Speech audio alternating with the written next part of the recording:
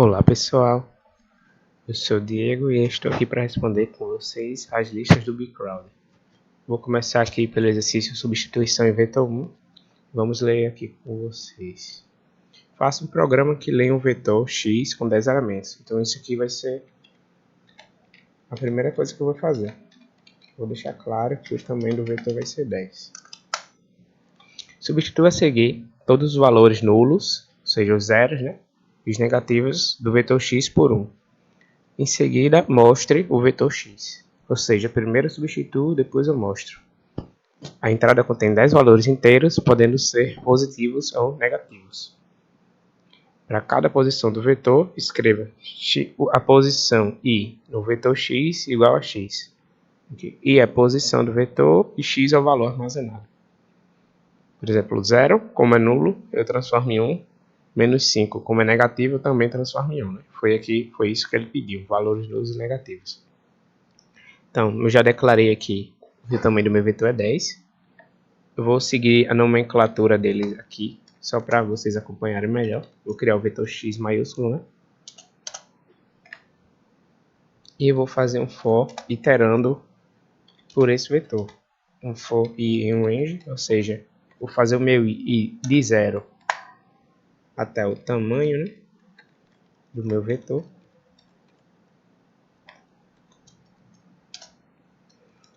A minha entrada aqui vai ser um inteiro, Vou deixar aqui. A minha entrada vai ser um inteiro. Ele disse, o inteiro podendo ser positivo ou negativo. Então vai ser minha entrada e eu já automaticamente aqui vou converter para inteiro. Eu podia fazer isso em linhas separadas já também. E o que acontece?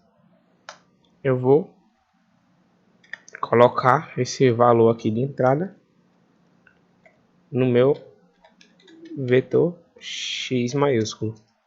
Pronto. Aí ele disse que em seguida substitua, o que for nulo ou negativo por 1. Então eu posso fazer outro for aqui embaixo para verificar depois aqui, para sair iterando o meu vetor x e substituindo, ou eu posso já fazer aqui dentro, Aqui. Eu vou fazer dos dois jeitos aqui, só para ficar mais fácil de entender. Por enquanto aqui eu só vou colocando a entrada aí dentro e depois eu faço a mesma coisa, eu itero de novo.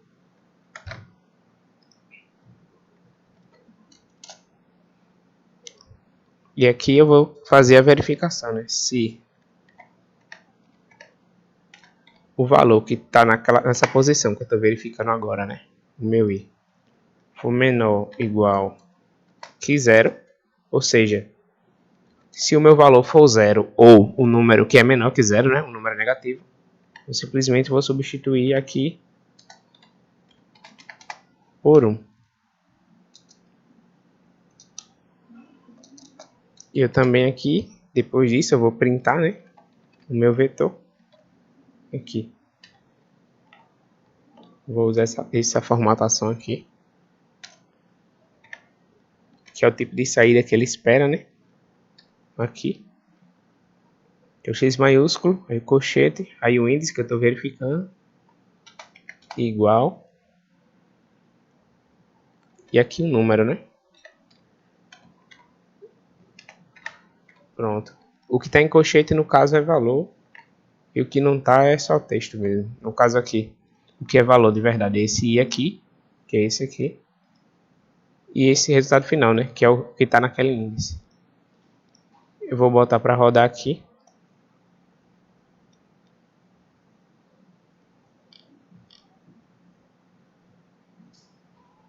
E aqui deu erro porque eu esqueci de fechar o colchete. Eu vou botar para editar de novo. É interessante até mostrar esse tipo de erro, porque pode ser que esse tipo de erro aconteça com vocês. Geralmente quando dá esse one time erro, é por causa disso. Provavelmente deve ser erro de sintaxe ou porque você está acessando uma variável que não existe. No caso aqui foi erro de sintaxe, Eu abri aqui e não fechei. Vou enviar de novo.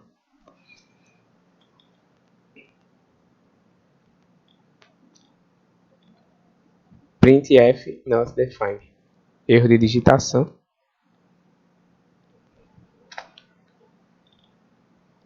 Pronto.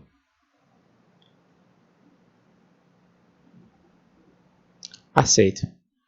Agora eu vou fazer de outro jeito com vocês. Que no caso é fazer de uma vez. Porque aqui, no caso eu estou colocando aqui o valor em x. Mas não precisaria iterar pelo meu vetor de novo. Eu podia simplesmente fazer assim. Porque aqui no caso eu vou de 0 até o tamanho do vetor adicionando. E depois eu faço tudo de novo. Vou de 0 até só o tamanho do vetor, só que verificando. No caso eu podia simplesmente excluir isso aqui e deixar dentro de um for só. Vocês vão ver que o resultado é o mesmo.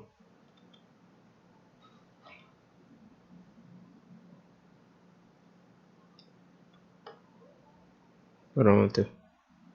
Vou fazer o teste agora com vocês. Pronto, eu coloquei agora o código aqui no Colab, né? Só para mostrar para vocês que está funcionando. Vou mostrar passo a passo.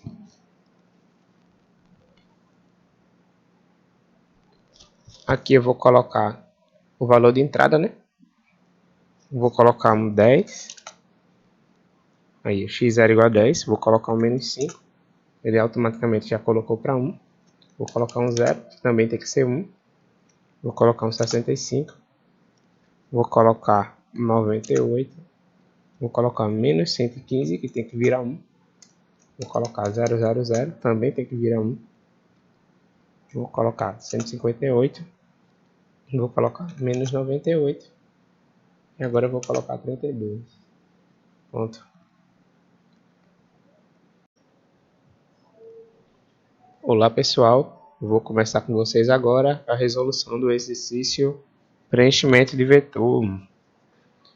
Vou ler com vocês. Leia um valor e faça um programa que coloque o valor lido na primeira posição de vetor n, tamanho 10. Né? Tamanho aqui do meu vetor vai ser 10. Em cada posição subsequente, coloque o dobro do valor da posição anterior. Por exemplo, se o valor lido for 1, os valores do vetor devem ser 1, 2, 4, 8 e assim sucessivamente. Mostre o vetor em seguida. A entrada ele diz que aqui vai ser um valor inteiro e esse valor vai ser menor ou igual a 50. E a saída eu vou escrever nesse formato aqui, onde i é a posição, né? Ou seja, a posição no vetor n, e x é o valor a ser armazenado. Vocês veem aqui o exemplo de entrada é 1. O primeiro elemento recebe esse 1, né? Recebe essa primeira entrada. Aí o elemento no índice 1 vai ser o dobro desse aqui. O elemento no índice 2 vai ser o dobro desse aqui. E assim sucessivamente. Então, eu vou criar aqui o meu vetor n, né? Porque eu quero seguir a nomenclatura que ele deu na questão. Não é obrigatório, tá? Eu vou fazer um for i em range, ou seja, eu quero que o meu i vá no intervalo. Inclusive, aqui tem erro de digitação.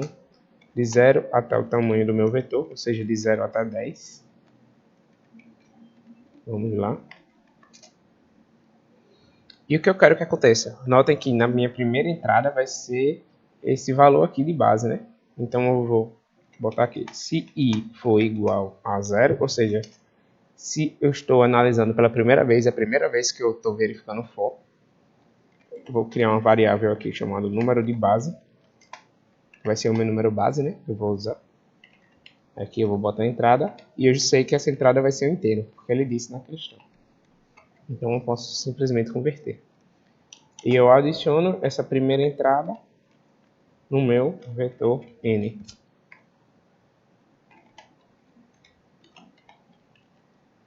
Pronto.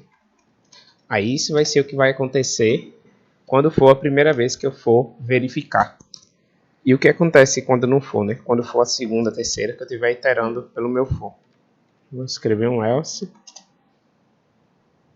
O meu valor anterior vai ser igual a n no índice i menos 1. Ou seja, vai ser o meu... Se eu estou verificando a posição i, eu vou pegar a posição i menos 1. Por exemplo, se eu estou verificando a posição 2, eu vou pegar 2 menos 1, 1. Vou verificar a posição 1. No caso, isso funciona aqui. Não dá erro de pegar número negativo.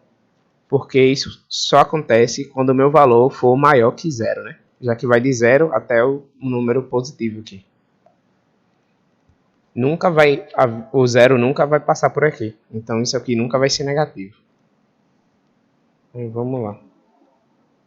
No caso, né, se passasse, seria 0 menos 1, ele tentaria pegar o índice menos 1, isso aí daria erro.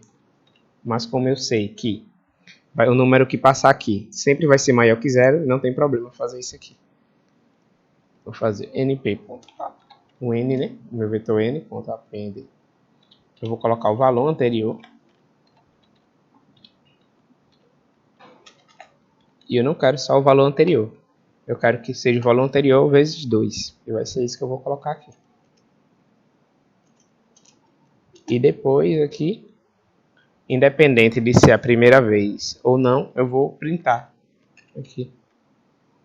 Vou printar o F, né? Aqui. Com a formatação.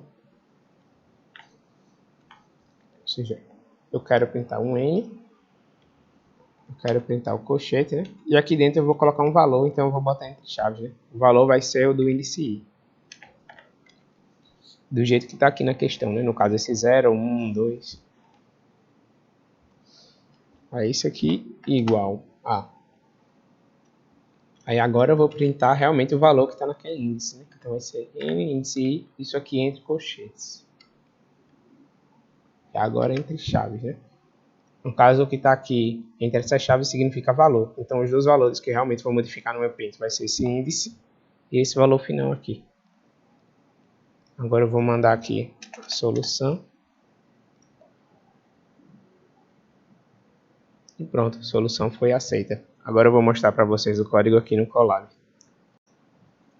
Eu vou executar o código aqui no Colab, né? Eu vou colocar o número de base. O número que eu quero de base vai ser um 5. E aqui ele vai printar, né? O N0 vai ser um 5. E aqui vocês vão ver que ele vai dobrando sempre o valor anterior. Se eu colocar, por exemplo, um menos 26, ele também vai dobrando o número anterior.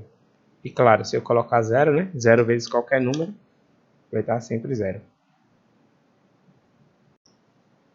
Olá pessoal, agora eu vou resolver com vocês o exercício troca em vetor 1 aqui do bcrowd. Faça um programa que leia um vetor n de tamanho 20. Então vai ser isso que eu vou começar a fazer. Vou declarar uma variável chamada tamanho do vetor que vai receber o valor 20. Troque a seguir o primeiro elemento com o último, o segundo elemento com o penúltimo e etc. Até trocar o décimo com o 11º. E mostra o vetor modificado. A entrada que ele disse, né, contém 20 valores inteiros, positivos ou negativos.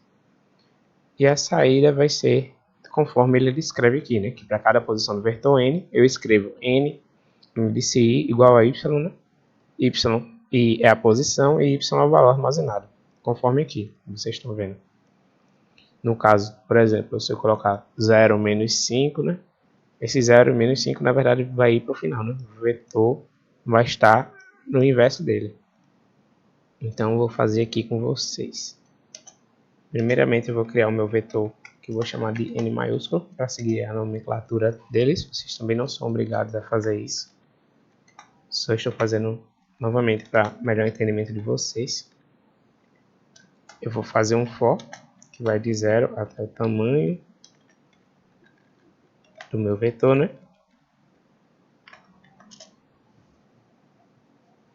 Eu vou ter a minha entrada, que como ele disse, vai ser um inteiro. Então, eu já vou converter aqui para inteiro, né? Vem texto, vou converter para inteiro. E vou adicionar na minha lista N.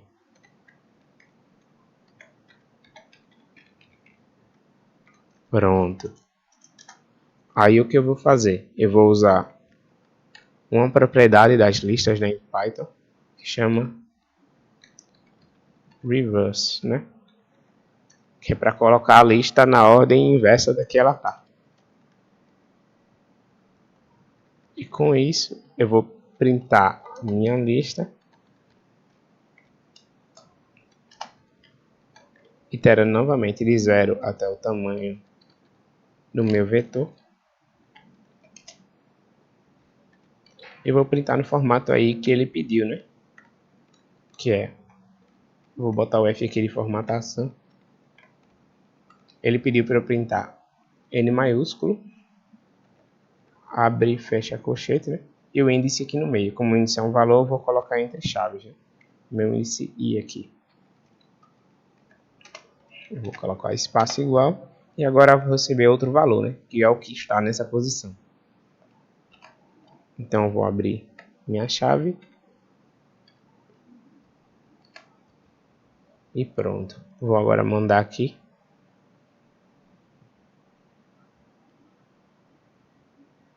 E foi aceito.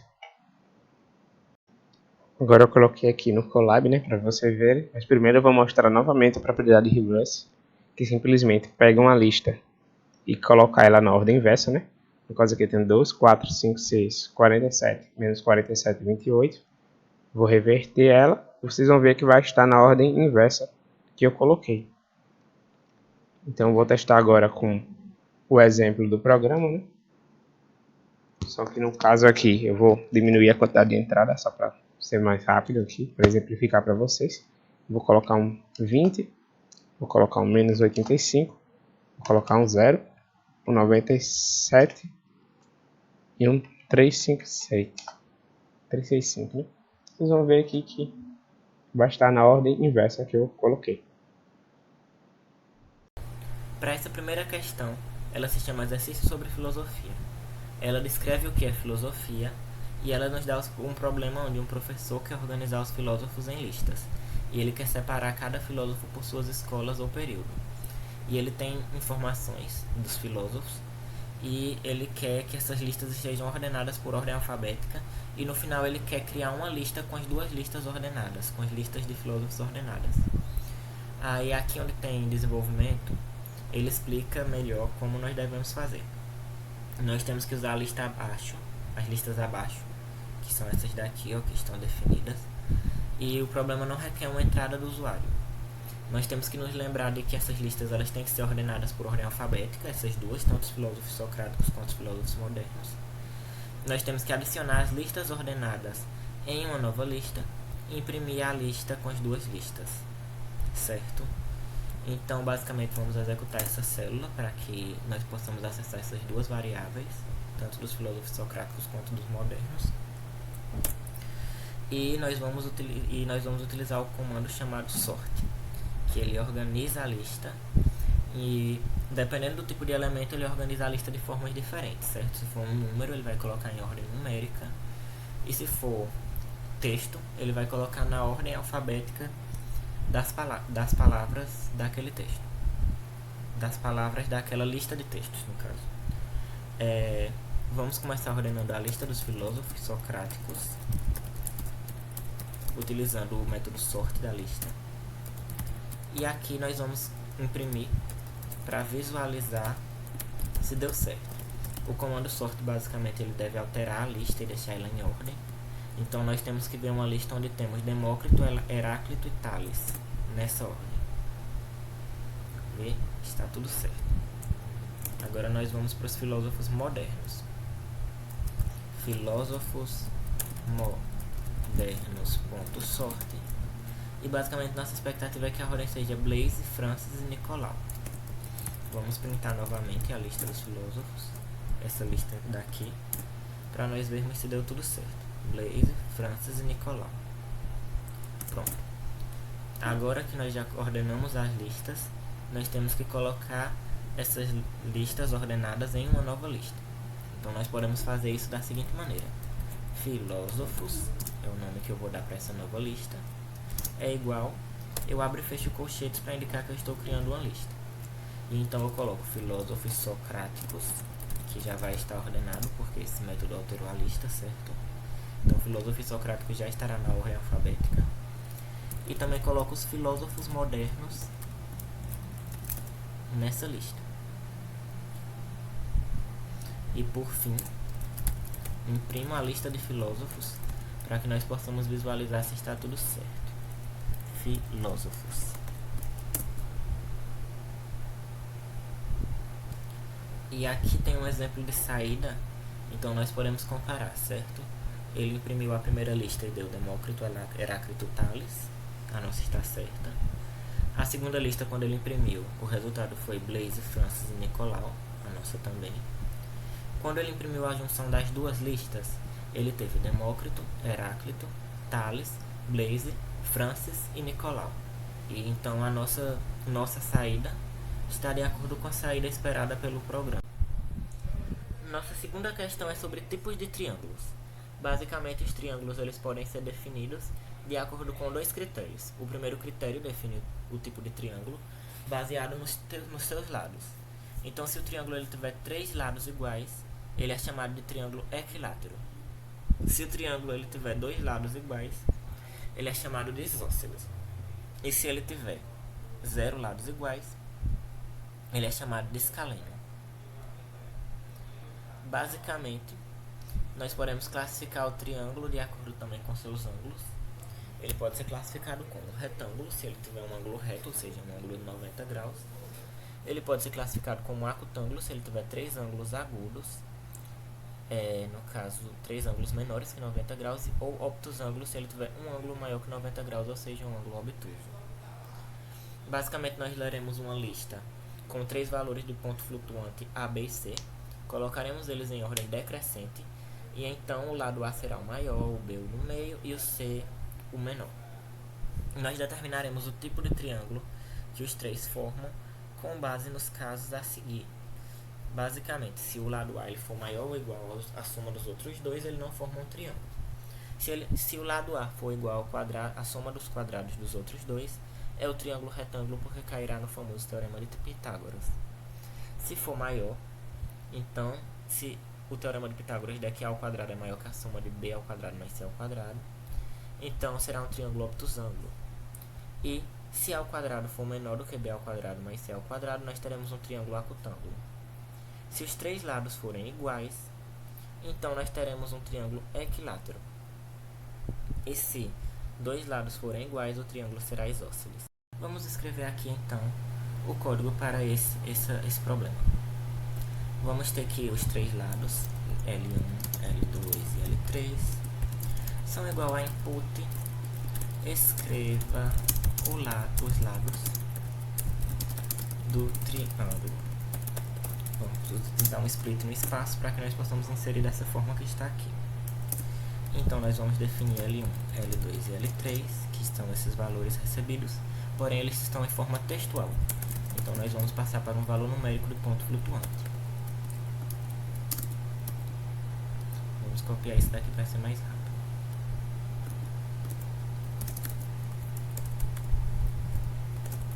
Agora, nós vamos colocar esses lados na lista.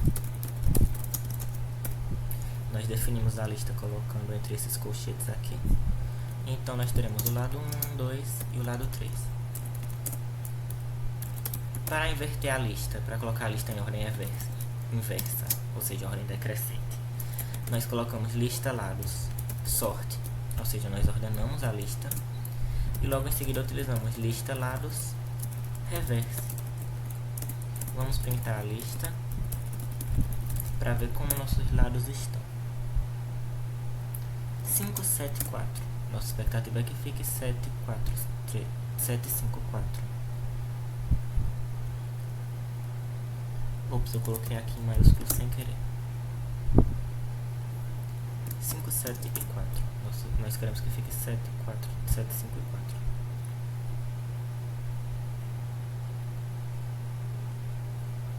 Eu dei um espaço a mais. 5, 7, 4. Pronto. É bom não se assustar com esse tipo de bug, porque isso é bem comum quando você está programando, certo? E vamos lá, então. Nós já temos os lados e agora nós vamos passar elas para as variáveis que nós queremos, que é a ABC. Porque nós sabemos que agora que ela está devidamente ordenada, nós sabemos que a que é o maior valor é aquele e assim sucessivamente. Se A for maior que B mais C, então não é um triângulo. Esses três lados não formam um triângulo.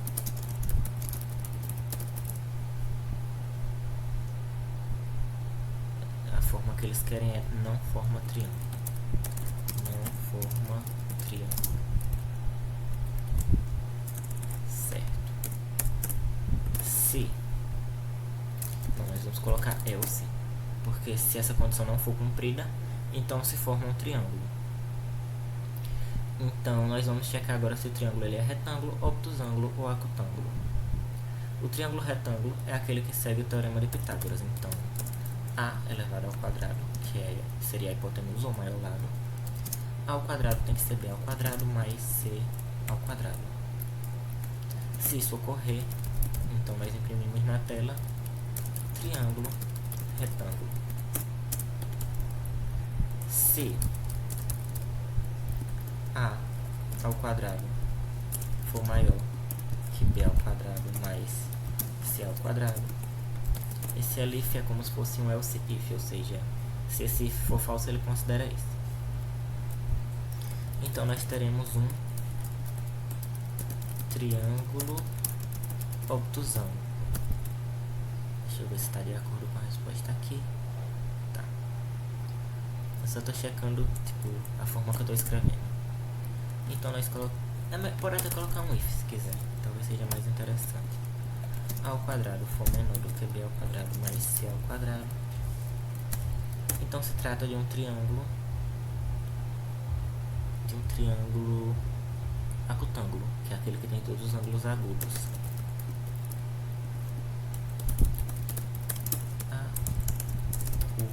Acutângulo. Não tem assim. Na resposta de exemplo que eles colocaram. Na resposta de exemplo do exercício. Então, nós já fizemos esses três casos. E agora nós vamos ver se os três lados forem iguais. Então o triângulo é equilátero. Então nós vamos checar se A ao quadrado se A, for igual a B e B for igual a C.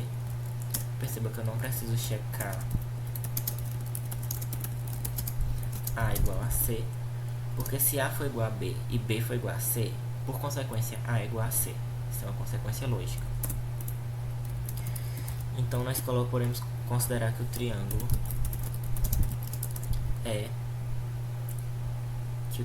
ele é equilátero.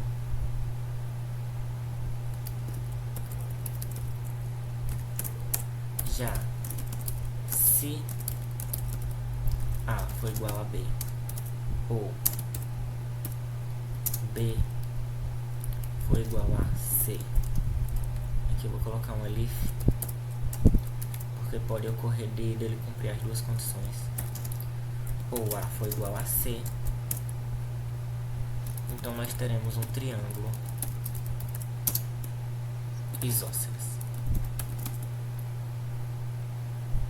Porque se ele cumprir essa, pode ocorrer dele cumprir essas daqui, e ele pode entender que ele é equilátero isósceles, o que é de fato verdade, mas não estará de acordo com as saídas que o programa pede.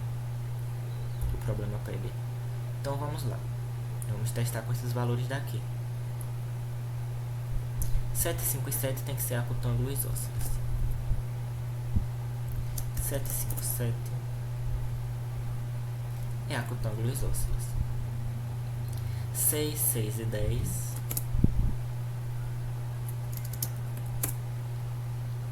obtusângulo isósceles, de acordo com aqui em cima. 6, 6 e 6 tem que ser acutângulo e equilátero. Então vamos executar novamente.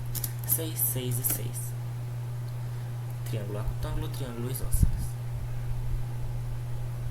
Equilátero, desculpa. Acutângulo e equilátero. 5, 7 e 2 não pode formar um triângulo. Então ele vai ter que cair nessa condição aqui e imprimir apenas essa mensagem. Vamos lá, não forma triângulo. 5, 7 e 2.